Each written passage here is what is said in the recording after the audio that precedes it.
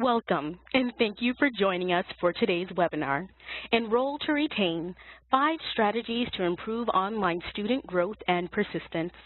My name is Alex Seabrook, Events Marketing Specialist at Learning House, and I'm happy to be joined today by Julie Delich, Senior Vice President of Enrollment and Retention at Learning House.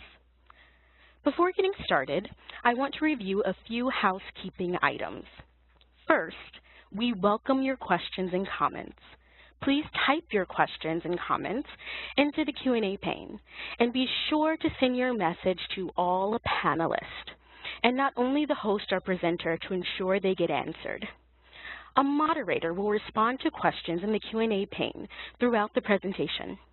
We will also take 15 minutes following today's 45-minute presentation for our presenter to answer your questions. A copy of today's PowerPoint slides, as well as a recording of today's presentation, will be sent to all attendees. And now, I will introduce our presenter. Julie Delich is Senior Vice President of Enrollment and Retention at Learning House.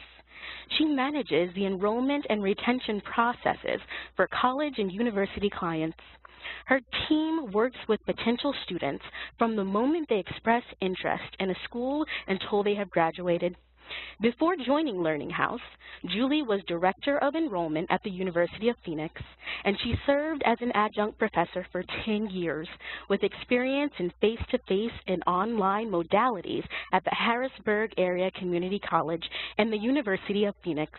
With that said, I turn the presentation over to Julie. Thank you so much, Alex. So the objectives of today's presentation are really to make sure that we provide you with some useful information that you can implement, hopefully, at each of your institutions and take away some key strategies to help build and sustain your institutions.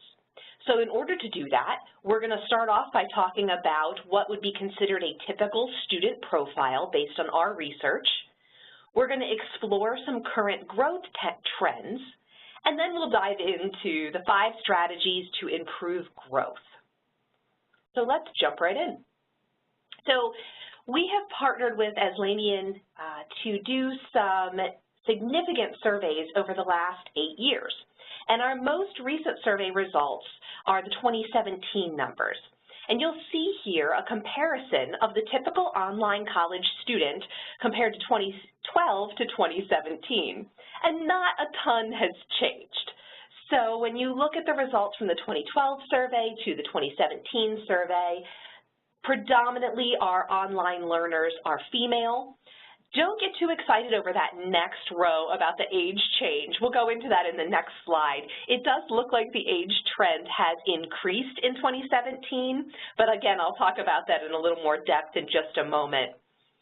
We haven't seen any movement on average income. Most of our online learners are in the same income bracket, and also most of them continue to be employed full-time. So the profile is relatively stable. An interesting trend to note, however, is that many of our learners are now no longer receiving employer tuition reimbursement. So we're seeing that emphasis on planning to pay for their education coming through even stronger with many of the folks that we interact with. Our online college student survey does pull from students across the country. It looks at learners that either completed an online program, are currently attending an online program, or are considering attending an online program in the near future. So just to give you a sense of where this data is coming from. Now, as promised, let's look at that age trend in a little bit more depth. So if you look at the results from our last several surveys from 2012 to 2017, in that first column, you'll see the undergraduate age range, or ages, average ages, and then in the next column, the graduate average ages. And you can see that the trend was relatively steadily declining until 2017, when we saw a pop up in the average age for the online student. So in order to be cautious about over-interpreting here, we want to make sure that we look for next year's survey results to see if indeed the age is trending upward or if this was an anomaly in the 2017 results. Based on my own experience, I am predicting that this is an anomaly, but we will see as we get more data moving forward. But we do see that regardless of that trend, the average adult learner is pursuing online education, so they are still considered an adult. So in that survey, we also ask our survey respondents to tell us what matters to them. And we have quite a few questions on a variety of topics. We have seen consistently that price is a factor, and I'm sure many of you are feeling that at your own institutions, that people pursuing online programs are very price sensitive. But interestingly, in 2017, price is no longer coming through as the predominant only factor. Learners are starting to consider the value of the education and ask other questions now as they're shopping around. And speaking of shopping around, the survey in 2017 also indicated that students have expanded their search to more institutions that they had done in the past. So in the past, we saw some comparison shopping happening. Maybe 2 or 3 other institutions were on someone's radar when they were looking into online programs. Now, as the available options have expanded, we are seeing folks shop multiple institutions, sometimes 5, 6, or more, as they're considering what might be the best option for them. As a result of this opening up of competition and additional options, institutional responsiveness continues to be critical. When someone requests information about an institution, they expect borderline immediate response from the institution. They have an expectation of a high level of service and a fast response to their questions throughout the entire enrollment process. So those are some important indicators that we've seen come through in the most recent survey. Now, this next slide is to really take a look at the trends in enrollment growth. And so what you'll see here is you look at the growth in the Learning House institutions. So these are institutions that Learning House is partnered with in order to enhance their enrollment and retention services. Since between 2010 and 2014, those institutions have seen a 17% growth in their programs. If you look at our most tenured institutions that Learning House has had the privilege of partnering with for longer, there's an even stronger growth rate, almost 29%. When you look at the IPEDS data for similar institutions, we pull out the 4-year state colleges and universities as a comparison, we're seeing declines in enrollment growth. So again, this is pulled from IPEDS looking at growth at the institution between 2010 and 2014. And my purpose in sharing this here is to let you know that these strategies I'm about to share with you do indeed demonstrate measurable improvement in the enrollment growth at an institution. And online continues to be where the growth is located. So if you look at projections for the future, there's a projected 5 million learners that we anticipate being online by the year 2020. And online education continues to be the fastest growing segment in higher education. So this is a place where institutions want to spend resources and attention in order to continue to grow. So with that being said, let's dive into the 5 strategies that hopefully you can take back and apply at your institutions to create that enroll to retain philosophy and those strong outcomes that we just discussed. So the first strategy is to make sure that your admissions team is setting clear expectations at the very beginning of the admissions process. So one of my favorite soapboxes to get on is helping people articulate the difference between easy versus convenient. This is a commonly misunderstood concept for a lot of online learners who are considering pursuing a program. Whether it's undergraduate or graduate, it can be across the board, particularly if they've never done online before. And what we see is that people confuse these two terms. They look at an online program and see its convenience and mistake that for ease. Yes, it's convenient. Yes, you can do this if you have children, if they're sleeping, you can do it at night, or you can do it from your couch. No, it is not easy. So at the Learning House, our admissions team, our enrollment counselors, are trained to explain this difference and make sure that the applicants are very clear that the program is academically rigorous, that they are expecting that it's going to be challenging, that it's going to push them and help them understand that they've got to work hard. And it's not something to hide in the admissions process, it's something to be proud of, that this is an institution that they are going to learn and grow and develop. And so you can spotlight this as a positive, not necessarily as something to scare people away. I know I've had people ask me that question before, doesn't that turn people away from the program?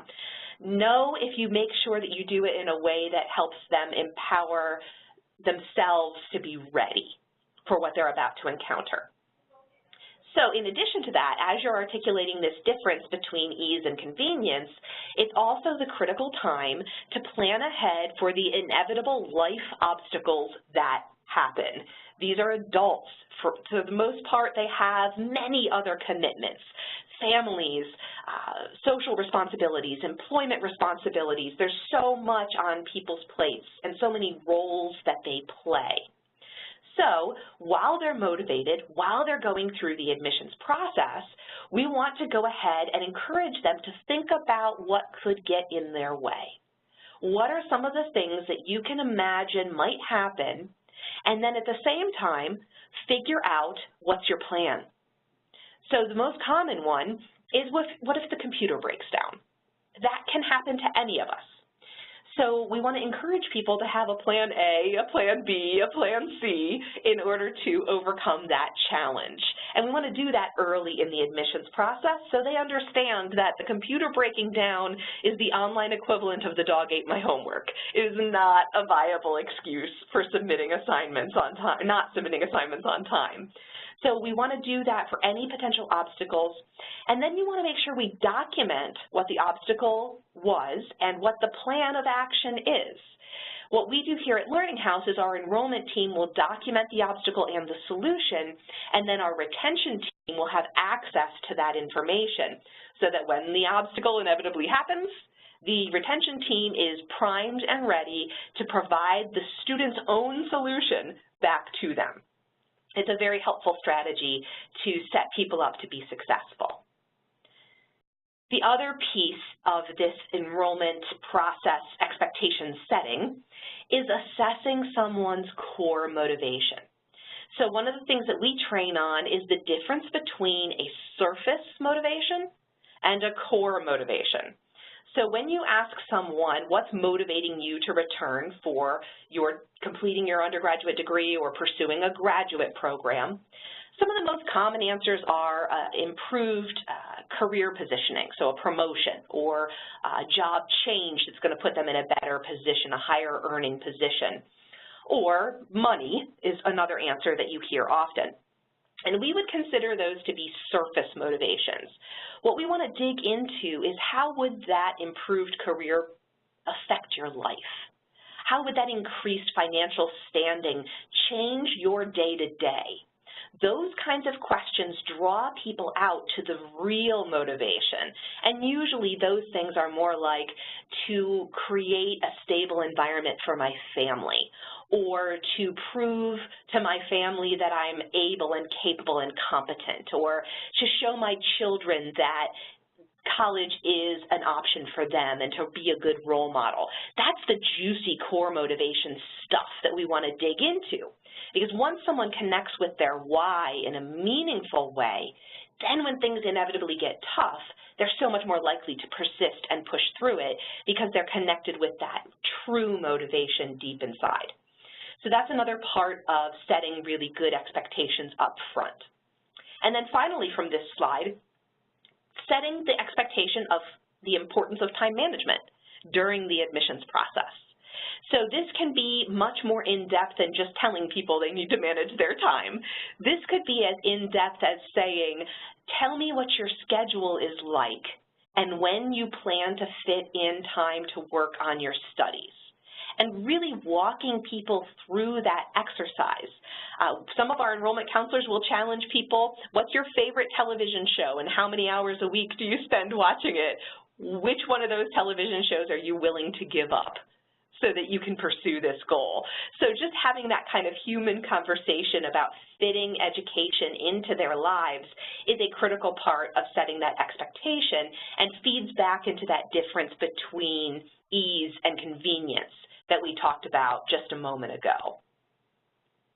I'm going to go ahead and transition to the next strategy. Please remember, if you have questions, to place them in the Q&A so that we can address them at the end of the presentation. So strategy number 2. Strategy number 2 is to know your persistence or retention rates, whatever terminology you use, but to know them in a meaningful way and have that inform your practices. So I'm going to go through a couple examples for you. But it's important that you monitor your persistence rates by program, because you can find some very fascinating nuances when you dig into that kind of detail. And when you find that there's particular programs that have low retention rates, you can then assess the risk differently and more in depth during the enrollment process for applicants interested in those low retention programs. So it just helps inform who you want to spend more time and energy with up front to help create a situation where people are set up to succeed. So let's go ahead and walk through a couple examples. So this is an institution that the Learning House partners with, and it's a mid-sized state institution. And so we measure quite a few, well, we measure everything that moves, frankly, but we measure quite a few different ways to slice up retention. So let me first explain what these percentages mean to Learning House, since they can be defined in many different ways. So the first column there is the retained percentage. So for Learning House, we look at retained to mean of the possible students that could be attending your institution, how many of them are still active, meaning that they did not drop or they did not withdraw from your institution. So these are people that have started classes in the past year that did not withdraw from your institution. That would be the retained number. The next column is without leave of absence. And I know leave of absence is a commonly used term, and it can mean a lot of different things at a lot of different institutions. So what we mean by leave of absence is a student who is currently not in class and has also not registered or expressed a plan to register for any future courses. So they're currently not in class, and they don't have a plan to return to class or have not registered for future classes. So when you take out the leave of absence students, that gives you a much more rich indicator of how many students you could be pulling from your population, how many are really out there and responsive to your institution. And then that final column is the percent of active students. So what we mean here is, of the retained students, of the ones that have not withdrawn, how many of them are currently taking a class at your institution? So another way to think of that is how many students are actively earning revenue at your institution today. So that's the percent active. So let's take a look at this particular example. If you look at just the mid-sized state institution line, the retention looks good. It's a pretty strong program. Not a lot of students, or excuse me, a pretty strong institution. Not a lot of students have withdrawn from the university. And even when we take out the ones that are on what we would call a leave of absence, there's still almost 75% of the folks staying with us. So that's a relatively strong number.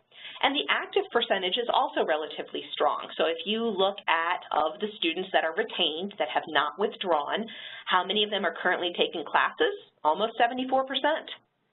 So those are some pretty strong statistics. If you stopped there, you might pat yourself on the back and not make a lot of changes. However, when you go by program, look at what happens when we look at the next line down. In the Bachelor of Science in Early Childhood Development, we have a lot more students dropping and withdrawing from the institution completely. Only 76.67% are currently active with the institution. So when you look at the next column, the picture gets even more concerning. If you take out the leave of absence students, so students that are not registered for future courses, it drops all the way down to 38%. And then again, continuing the concern, the percent of active students is only 44%. So of the students that are retained, only 44% of them are currently in class at your institution. That is a very concerning program. And so when you have someone apply for the Bachelor of Science in Early Childhood Development, you want to make sure that your admissions team is really talking through the importance of continuing through the program to graduation, talking about obstacles and plans to persist, because this is a high-risk program. In contrast, the Bachelor of Science in Elementary Education has awesome statistics. So here, the retained percentage is 100%. Nobody's withdrawn from the university. None of them are on a leave of absence, and almost 92% of them are currently in a class. So this program has a really strong persistence throughout. So during the enrollment process, this isn't a program that you'd want to do any additional vetting. This is a program that you would want to go through your process as planned because what you're doing is working for this particular program. Let's take a look at another example. So here we'll switch it up and we'll look at a mid-sized private institution that Learning House works with. So this is similar size as the previous slide, but we went from a state institution to a private institution. And here, the number of students that are retained overall at the institution is almost 67%. So not the strongest number that we see, but certainly shows some general strength towards retention, but areas of opportunity. Interestingly, when you take out the leave of absence students, the number doesn't decline that much. It stays pretty strong at 66%. Where this institution does really well is of the students they retain, those students take classes. So 86% of the students that are retained are actively right now in a class at this institution. So when this school retains, they stay and take classes. So that is an interesting observation and could dictate some best practices by itself. However, just like the last example, when you dig into the program, you see some really interesting trends. So the MBA program at this institution is very strong. There's some incredible mentorship opportunities. People are really often reporting feeling connected to this institution, to their faculty. So you can see that in the retention numbers. The retained students that have not withdrawn from the MBA program is almost 87%. And when you take out those leave of absence students, it's almost 86%. So again, a really strong retention rate demonstrated in the MBA. And here, the active number is fantastic. So 93.48% of the retained students are currently in classes. You immediately see what's pulling down the numbers for this institution when you look at a program of theirs that's rather large, the Bachelor of Science in Exercise Science.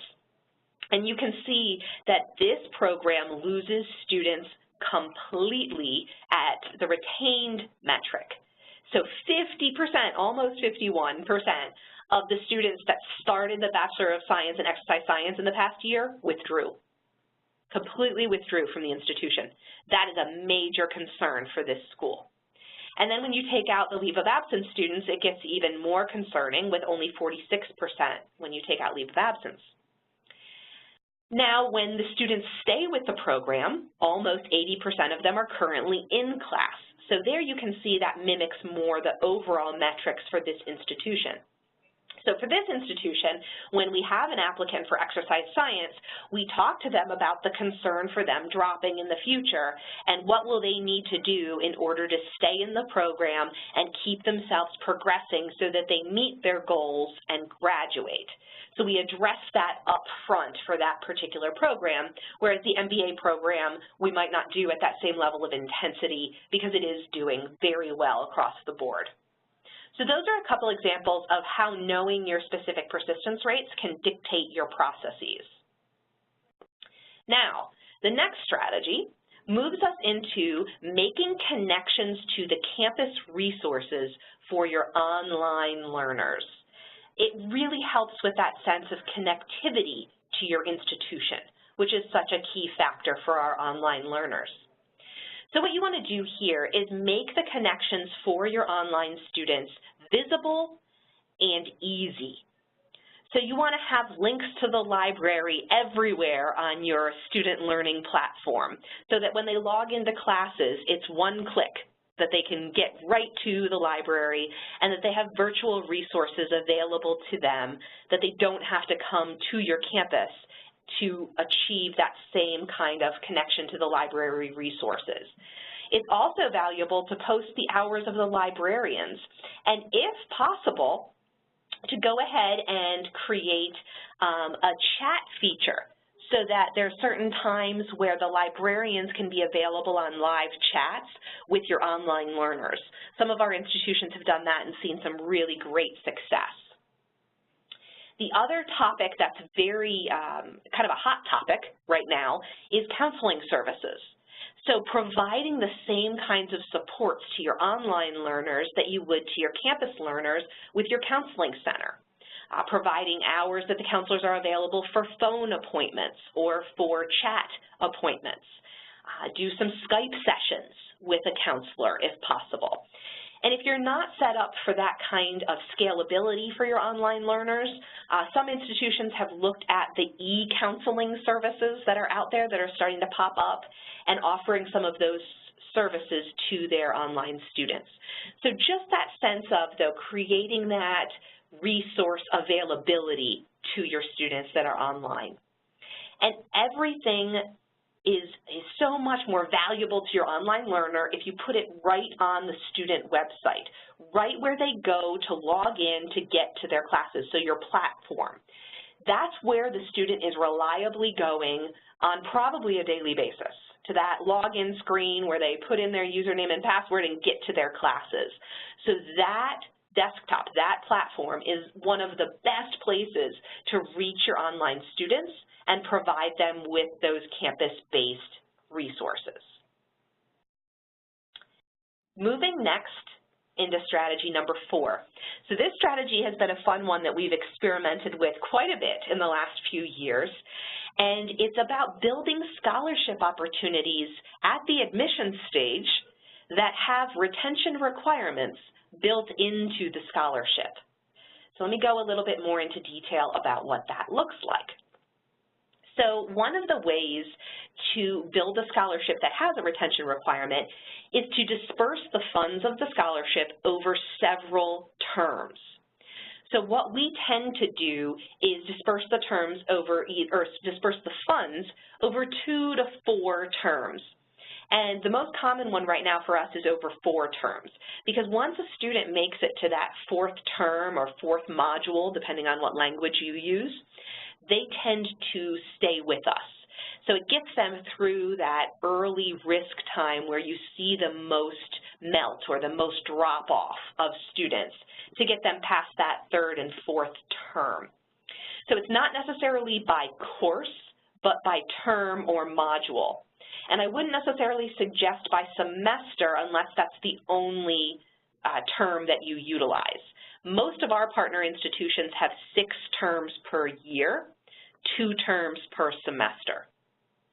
So if you are doing the disbursement by semester, you might want to do the disbursement over 2 semesters.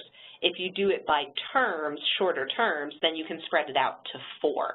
It really just depends on your institution, and I would experiment with different scholarships to see which one has the best impact on your retention rates. Another stipulation that we build into most of our scholarships is that continuous enrollment in courses is required in order to have the scholarship continue to be dispersed. So in other words, you can't take a break. You need to be back-to-back registered for 2 to 4 terms or semesters in order to continue to receive the scholarship. At the point that a break is taken, the scholarship stops. You don't necessarily have to turn back any funds that you had previously received, but you don't receive any future monies towards your scholarship if you have that lapse in enrollment.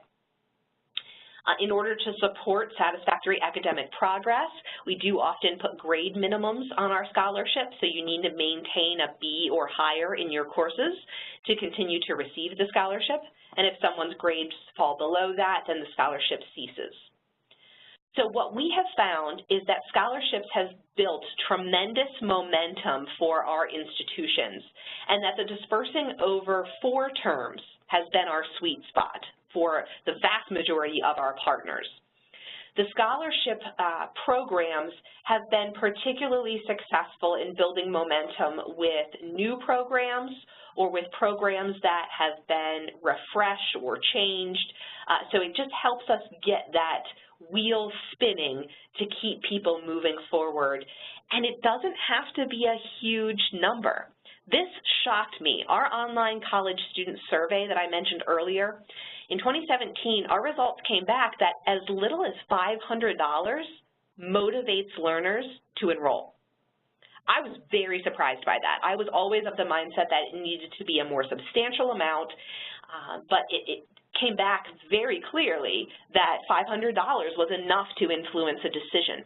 So you don't have to have a tremendously large scholarship in order to support your enrollment efforts. And the beauty of that is then you can extend it to more people. So we've seen some tremendous success with scholarships, but I would absolutely advise that you build these retention requirements in so that it doesn't encourage people to just take 1 or 2 classes and then move away from your institution. So speaking of scholarships and finances, the last strategy we're going to talk about today is creating a solid financial plan for your learners during the admissions process. So this is a new concept for a lot of folks that I talk to, but it has absolutely been a tremendous differentiator for a lot of the institutions we partner with. What we've done is we saw that there was a large gap in our enrollment funnel where students were falling off between being accepted and starting courses. And so in order to fill that space, we went in and investigated and surveyed, and the vast majority of folks told us that the reason they weren't persisting through the enrollment funnel was the fear of financing their education, of not being able to finance their education. And there was a huge lack of understanding of the resources that were available to them in many cases. So we decided to try having a tuition planner position. So the tuition planner is a staff member at Learning House that acts as a liaison between our admissions team and the financial aid department at the institution.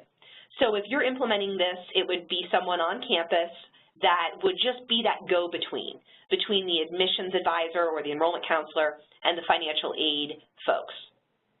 And if I was going to sum up the job description of this person, it really would boil down to they talk students off the ledge.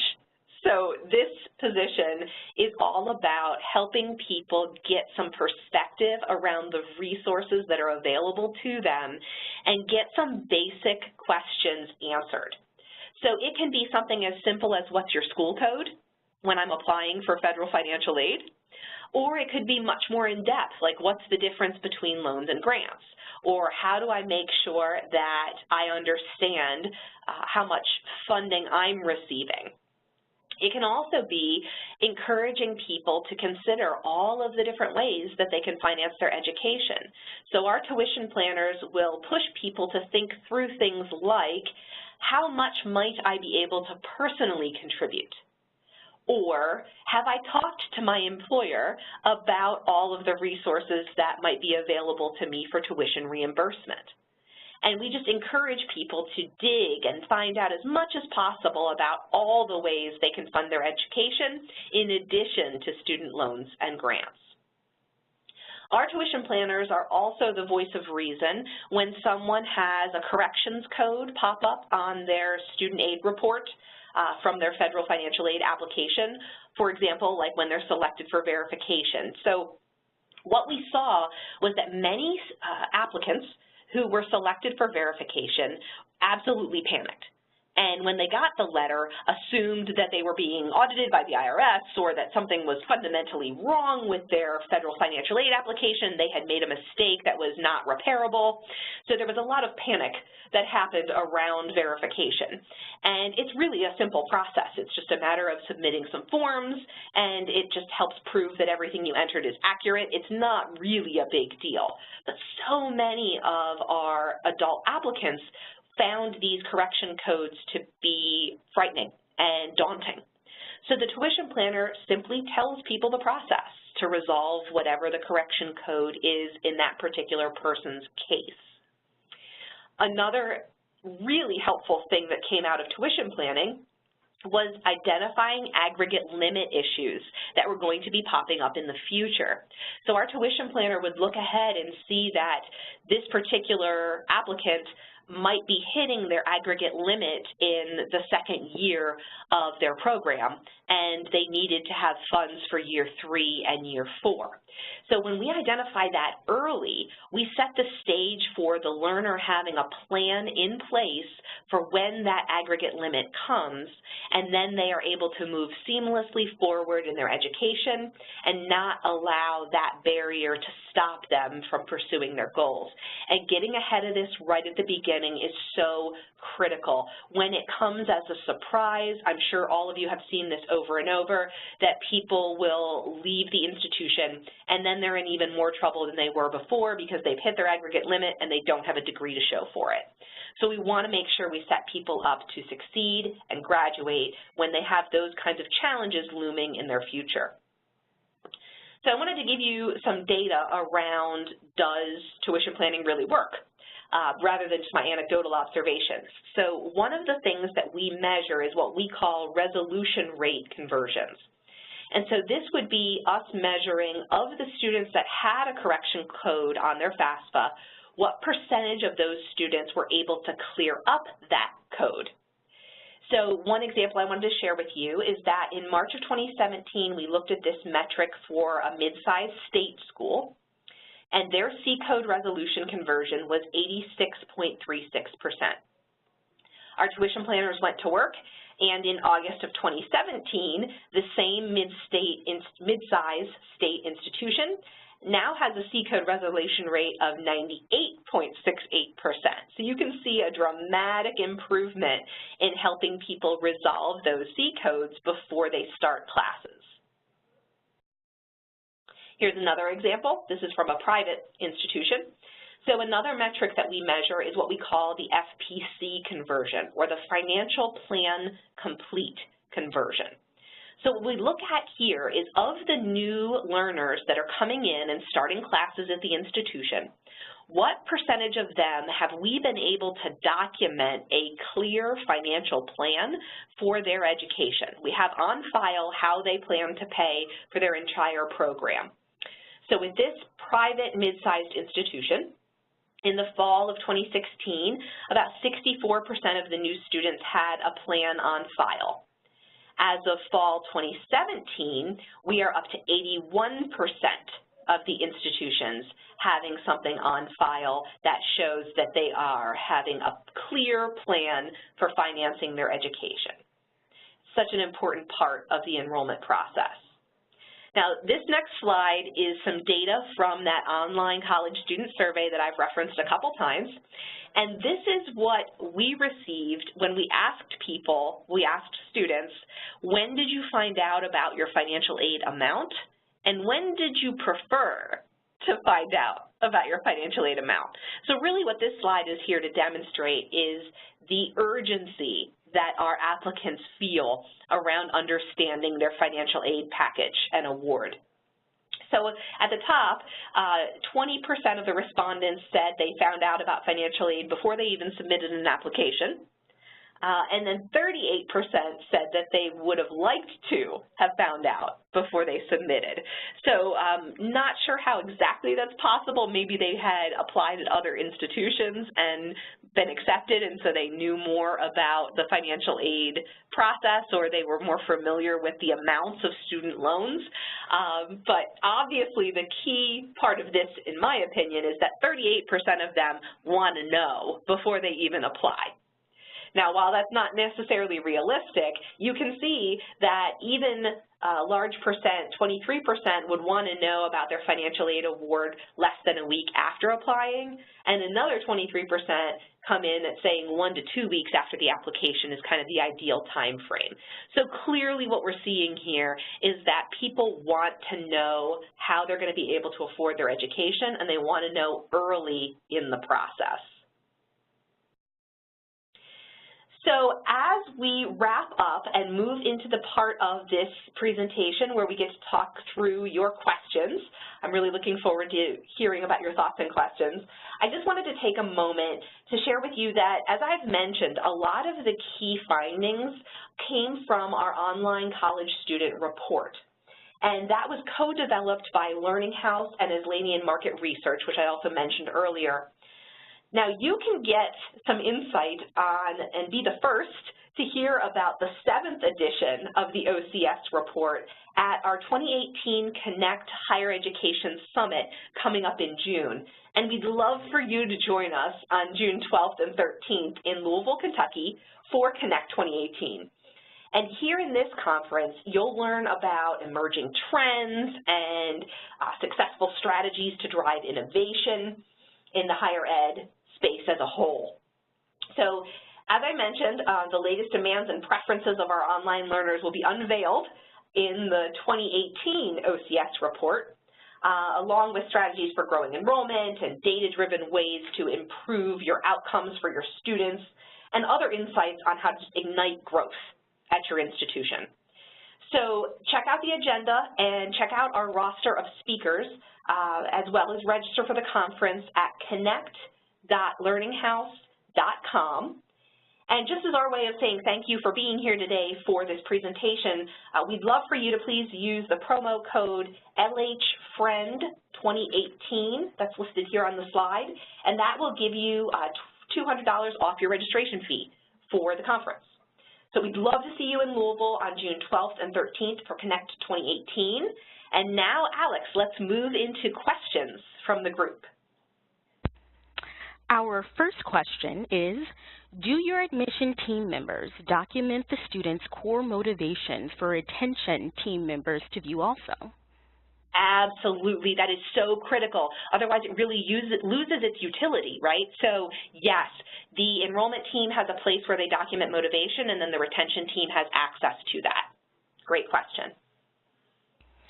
Thanks, Julie. The next question is, what is the difference in retention rates between graduate versus undergraduate students at public and private institutions? Oh, that's such a great question. So I don't have all the stats in front of me right now, but there is a difference. You're spot on in that observation. Overall, as you, I'm sure, suspect and know, the graduate programs tend to have higher retention rates than the undergraduate programs overall. There are some anomalies, which is why I suggested you look at it by program, because you do find certain master's programs have higher dropout rates than others, but as an overall statement, that's a great question. You're absolutely right. There is a difference, and it's predominantly graduate is higher and undergraduate is lower. Excellent. Our third question, for financial planning, are the planners looking at aid usage to determine potential aggregate limits, or are the students providing that information? Great question. So with the bulk of our institutions, we have visibility into the financial aid systems, so we are able to see those red flags directly within the institution system. In the cases where we don't, our institutions provide us with a report so that we have the knowledge. So many of our online learners have been away from education for a while, so not all of them are as savvy about finding their own aggregate limit. In some cases, if we don't have visibility or there's some kind of random challenge with visibility, we will go ahead and walk students through logging into their own report and help them find it themselves, but usually we have access to that data. Wonderful. Does the guarantee of course tuition fees for the duration of the program influence application/retention decisions? Oh, what an interesting question. So as a best practice, we encourage our institutions to avoid additional fees. That has been a differentiator to attract students. So if you're utilizing a guarantee, well, I think I misunderstood the question, so let me finish with my thought there. So our best practice would be to not have additional fees, but I think if I'm reading this correctly, you're saying if you lock in tuition rates. You know, we've seen that lock-in tuition rates is viewed as a positive, but doesn't necessarily cause a jump in our marketing campaigns. What we did see was a tuition reset that had a huge positive impact. So a couple of our institutions changed their tuition downward and matched their campus tuition and their online tuition rates. And they did a large PR campaign around that tuition reset, and that had a tremendous boost on our lead generation and people being interested in the institution. But the guarantee or the lock-in, it does seem to help people persist through the enrollment funnel, but doesn't necessarily attract new leads, would be my observation for the institutions I work with. Thank you, Julie. Do we have any more questions from the audience? Okay. If not, I want to thank Julie, and I want to thank everyone for joining us for today's webinar. We hope you found the strategies that we shared today valuable, and let us know what you thought about today's webinar by clicking on the survey link posted in the chat pane. Today's webinar was presented by the Learning House, Inc. Learn more about the Learning House at learninghouse.com. Have a wonderful day.